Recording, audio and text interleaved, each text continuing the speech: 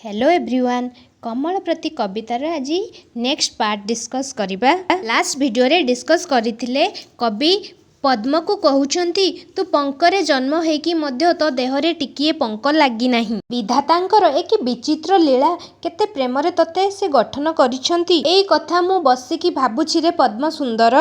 पद्म को प्रश्न करी कहउचंती तो पई पंकर पोखरी कोन एकमात्र उद्दिष्ट की। पंकज हेउछि पद्मर एक प्रतिशब्द।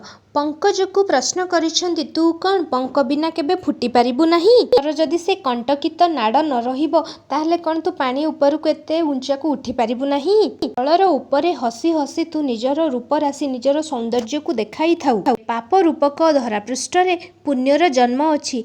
ठीक सेहीपरि दरिद्रर कुटीर रे महत व्यक्ति जन्म नहीं थाए। विषप्रसून हेउछि पद्मर अन्य एक प्रतिशब्द। तो एठारे कवि संबोधन करी कहउचंती रे विषप्रसून सुमहत गुण को मु किपरि वर्णना करिबी। सुंदर मधुर प्रिय कोमल ललित पद्मर सुमहत गुण गुड़िक तार रूप परि मध्य तार रम्य बदन सहित मध्य तुलित अटे। ए भवधाम एपरि जन्मी अछु जे तो सहित कौनसी वस्तु को तुलना करा जाई परिबो नहीं। तुलना करा जाउथिबा सबु वस्तु भितरे तू ही सार अटु अर्थात श्रेष्ठ अटु। तो सहित तुलना हेबा केई नाहंती। एई पद्म नाम रे तू सबु शोभा को रखी चुकी साइति की।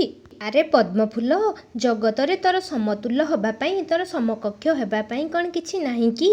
एकाकी सौंदर्य तोर तोहरी उपमा कहउछन तोहरी सौंदर्य ही केवल तोहरी तुलना हेई परिबो कि नाही। किछि जिणीब जा तो दिव्य सुषमा तोर दिव्य सुषमा को जिणी पारिला बळे अर्थात हरेई पारिला बळे एमिति आउ कोनोसी सौंदर्य वस्तु नाही। बे एठारे विरोधाभासर व्यवहार करी कहिसंती अरे राजीव राजीव अर्थात पद्म तो सहित तुलना हेबा पई मो पाखरे गोटे जिनस अछि सेटा होछि मो अंतर रे थिबा जीव से तो सहित तुलना हेई पारिबो। तो ठारू आहुरी अधिक महत एवं तो ठारू आहुरी अधिक सुंदर अटे। रूपराशि अतुलित अटे अर्थात ताकू तुलना करा जाई पारिबो नाही। से प्रेम रे उज्ज्वल अटे।